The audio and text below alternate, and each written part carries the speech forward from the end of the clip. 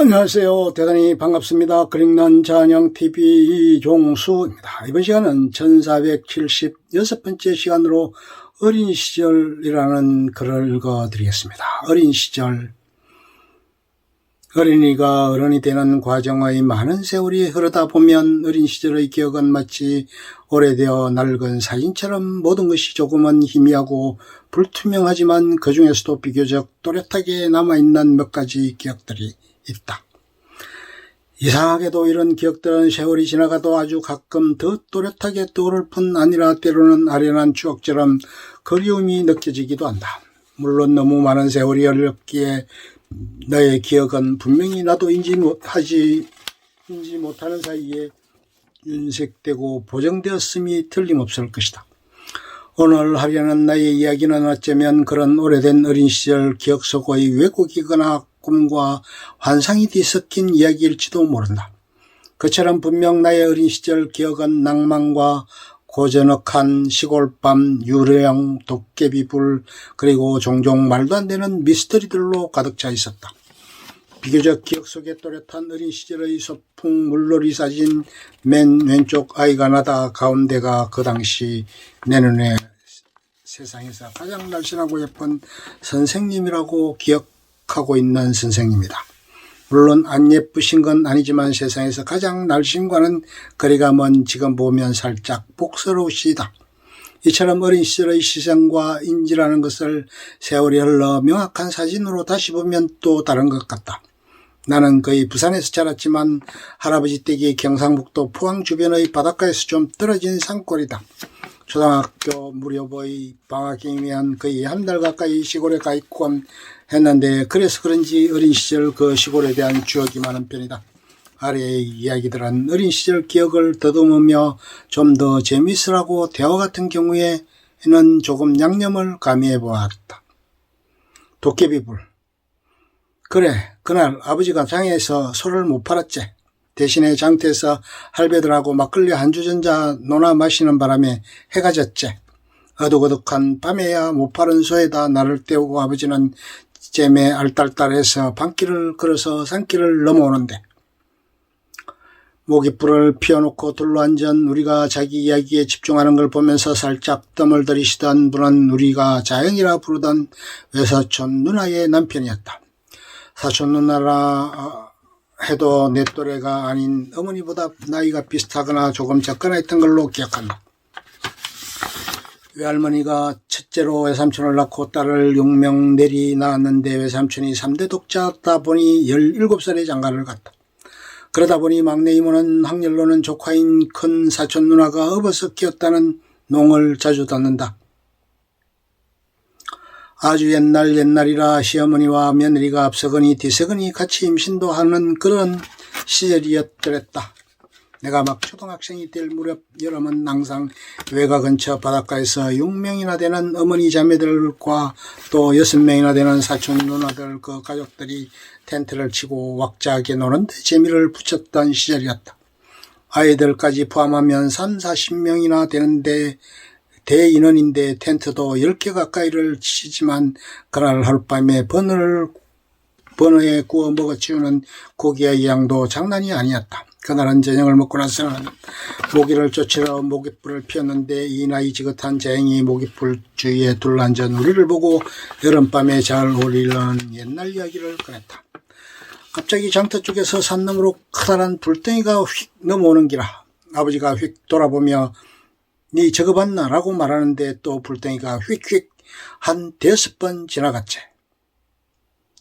그런데 아마도 그 이야기는 그 후로는 한 5번은 반복으로 들었던 모양이다. 이야기가 아직도 또렷하게 기억이 난다.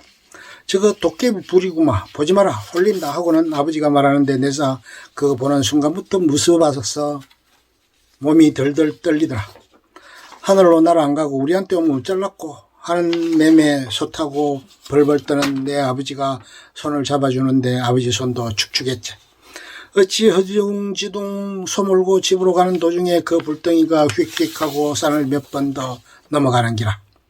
자영의 어린 시절 도깨비불 목격담인데 지금에 와서 제 이야기를 곰곰이 생각해보면 요즘 사람들이 말하는 UFO 같기도 하다. 원래 어린 시절 책에서 배운 도깨비불은 묘지에 인이 자연발화되면서 반짝이는 불빛 정도일 텐데 산을 넘어다니는 커다란 불덩이라니 어린 시절 내 호기심을 자극하고 마음을 사로잡았던 이야기이다. 나도 보고 싶다라는 마음이 들었는데 바로 이런 이야기에는 논리적인 해석으로 꼭 산통을 깨는 사람이 있기 마련이다. 마침 옆에 있던 다른 자행이 말을 꺼냈다. 형님, 그거 해병대 사격장에서 밤에 대포 쏜 거 아닌겨? 밤에 야간 사격하면 종종 산 너머 불덩어리 같은 거 휙휙 날아가더만. 과학적이고 논리적인 의견이다. 야간 사격으로 산 너머에 환하게 불덩이가 넘어가는 걸 어린 나도 본 적이 있다. 야, 대포 쏘는 거면 쾅 소리가 나지. 내가 그걸 모르나? 불덩이 보이고 좀 이따 쾅 하고 소리가 산에 쩌렁쩌렁 울리는데 그날은 아무 소리도 안 났다니까. 그것이 정말 해병대 사격장의 포사격이었던 도깨비불이었던 관계없이 그날 밤 나는 산 넘어가는 커다란 불덩이들과 그 커다란 불덩이가 나를 쫓아오는 꿈을 아마도 꾸었던 것 같다. 자갈 뿌리는 여우.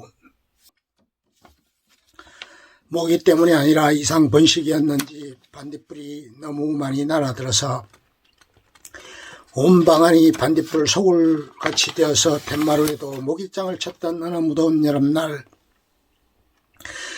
노란 전구 밑에서 툇마루에 물을 담가두었던 수박을 꺼내와서 먹고 있는데 지금은 돌아가시고 없는 할아버지가 옛 생각이 나셨는지 곰방대에 담배를 채우시곤 불을 붙이며 옛날 이야기를 꺼내셨다. 할아버지 댁이 있는 시골은 바닷가 읍내에서 평소에 말라서 자갈밖에 없는 그 낮은 바닥을 약 1km 정도 걸어 올라와야 있는 동성동본촌인데 장에 가거나 바닷가에서 생선을 사러 갔다 늦어지면 종종 불빛 안 없는 깜깜한 어두운 자갈길을 홀로 자박자박 걸어서 올라와야 하곤 했다. 아직 아버지도 아기던 시절 젊은 할아버지는 여름날 장도 보고 바닷가에서 생선을 사들고 올라오는 길이었다고 한다. 너무 더운 여름날이라 그런지 새끼줄에 꿰인 생선에서 비린내가 좀 심하게 나서 얼른 집에 와서 손질해야겠다고 생각하셨단다. 그런데 자박자박 걸어가는 자갈길 등대에서 어쩐지 작은 발소리가 자박자박 더 들리는 것처럼 느껴지셨단다. 그게 누구? 등골이 서늘해진 할아버지가 돌아보며 물었지만 칠흑 같은 어둠 속에서는 아무런 기척이 없었더란다. 사람이가 귀신이가 나오려면 나와뿌라. 젊은 시절 할아버지는 열기왕성하고 겁도 없어서 자갈 바닥에 있던 나무작대기 하나를 주워들고는 아주 호기 있게 사람이든 귀신이든 나오라고 외치셨는데 아무 기척 없는 어둠 속에서 갑자기 파바박 하는 소리가 들리며 자갈들이 날아들었단다. 아이쿠야, 자갈에 맞은 할아버지가 정신이 없어 등을 돌려 뒤로 내달리는데 이번에는 갑자기 길 앞쪽에서 파바박 하더니 자갈이 날아들었단다. 작은 자갈이라 많이 아프거나 하진 않았지만 달리는 방향 사방에서 자갈이 날아더니 보이는 것도 없고 정신도 없고 혼이 빠질 지경이셨다고 한다. 결국 할아버지는 장본 물건들과 생선도 다 내팽개치고 나무작대기 하나 꼭 붙들고 정신없이 달려서 겨우 불빛이 가물가물 보이는 집으로 오실 수 있었다고 한다. 그날 밤 뜬 눈으로 밤을 새고 다음날 날이 밝은 뒤 다시 가보니 내팽개친 다른 물건들은 다 있는데 생선만 사라지고 없었더란다. 큰 싸개구만. 생선 탐나서 뒷다리로 자갈 팥 뿌린 거 아니인가 아이가? 여기 김치 좀 내어서. 언제 오셨는지 뒷집 작은 할아버지가 모기장 걷고 수지병을 내려놓으며 툇마루에 걸쳐 앉았다. 아니다. 그때도 벌써 큰 사기 어딨노? 여놈들이 총으로 다 잡아 부숴 그 전에 벌써 없어졌지. 그거 뒷골 아재도 그렇게 당한 적이 있는데 도망가다 봤는데 그게 큰 사기 아니고 꼬리 여러 개 달린 여우들한다. 그 요망한 게 그렇게 자갈 뿌려서 사람을 홀린단다. 잘못해서 올리면 밤새 길 헤매다 죽는다 않카나. 두 할아버지는 소주로 얼과해져서는 늦게까지 그 여우 이야기를 나누셨던 것 같다. 그 후로는 방학 때 할아버지 댁에 오다 버스가 늦게 도착해서 어머니 손을 잡고 어두운 밤 자갈길을 걸어올라 갈라치면 문득 할아버지와 작을 뿌리는 여우 이야기가 생각나서 자갈길 발소리 속에 혹시나 다른 발자국 소리가 들리지 않나 귀를 기울이고는 했었던 것 같다. 뱀아기. 어느 여름밤 그래도 선풍기 바람이 겨우 잠을 청하는데 할머니가 마루에서 윗집 큰할머니와 고구마를 먹으며 두런두런 나누는 이야기 소리가 들려온다. 저거에 사는 그 빨간 수레떼집 있잖아. 그 아들이 여 뒹굴에 놈 붙이는 거 알지? 원래는 형이 있었는데 배말라였단다 카대. 배말라요? 그 집 댁이 첫째 배울 때 반매로 갔다가 고마 뱀한테 허벅지를 물렸다 안 하나. 그러고 나서 다음 달에 알을 낳았는데 아가 온몸에 비늘이 있었단다. 아이고 무시나 진짜요. 그래 몸에 비늘이 있는 데다가 혀도 낼름낼름 하는 게 영락없이 뱀인기라. 저 목골 형님이 받을 때 받단다. 알라 태어나고 여의원 가도 모르겠다 하고 저 박수무당 가봐도 뱀이 씌었다고 했다 안 갔나. 근데 크면서 낮에 해만 보면 아프다고 울어싸서 방에서만 키워서 사람들이 잘 못 봤다 아이가. 그러면 그 아들보다 형이니까 이제 다 컸을까 인겨. 와, 다 컸겠지. 근데 집에만 있고 지사고 명절이고 코빼기도 안 보이니 살았는지 죽었는지 모른다고 하더라 아이가. 그때 내 머릿속에는 온몸이 비늘로 덮이고 혀를 날름날름하는 뱀아이의 형상이 벌써 떠올랐다. 그리고 갑자기 화장실에 가고 싶었는데 어쩐지 섬뜩한 마음이 일어나지 못하고 잠이 들었겠다 하면 그냥 아침까지 참았던 것 같다. 그리고 몇 해 지나서였던가 뱀아이기 이야기는 벌써 오래전에 잊었던 전 사촌들과 지거라 불렀던 바닷가 마을에 내려가 수욕을 했다. 할아버지 댁이 있던 마을이야 한지껏 넘어도 친척이라 아무도 아는 사이지만 지거 사람들과는 대면했었다. 그때 기억해보면 할아버지 시골 마을과 이쪽 마을 사람들은 거의 왕래도 없고 그다지 친하지도 않는 동네였던 것 같아.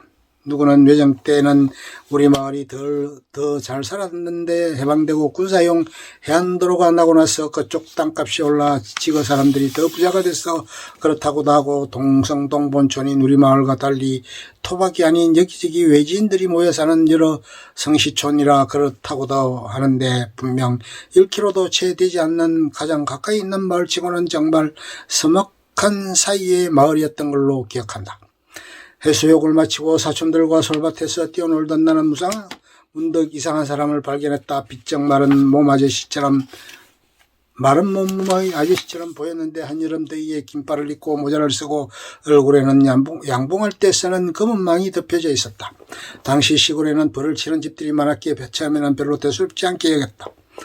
그러다 한순간 나와 눈이 맞았었는데 아마도 나는 분명하게도 망이 덮여진 그늘 사이로 비치는 그 얼굴에서 비늘을 보았다고 생각했다. 갑자기 머릿속에 번개가 치듯 몇 년 전 뱀아이 이야기가 떠올랐고 나는 나도 모르게 뱀인간이다 도망쳐 잡혀먹어 하고는 주랭랑을 놓아버렸다. 뭣도 모르던 사촌들도 공포심에 사로잡혀 나의 뒤를 따라 후다닥 같이 달아났나 보다. 한참을 도망을 가다 뒤돌아보니 그 사람은 그 자리에 서서 도망가는 우리를 빤히 쳐다보고 있었다. 지금 생각해보면 그것이 정말 얼굴에 비늘이 있었을까 하는 미심쩍은 부분이 있긴 하다. 어쩌면 거물망이 햇빛에 그늘져 얼굴에 그림자를 만들어냈을지도 모른다.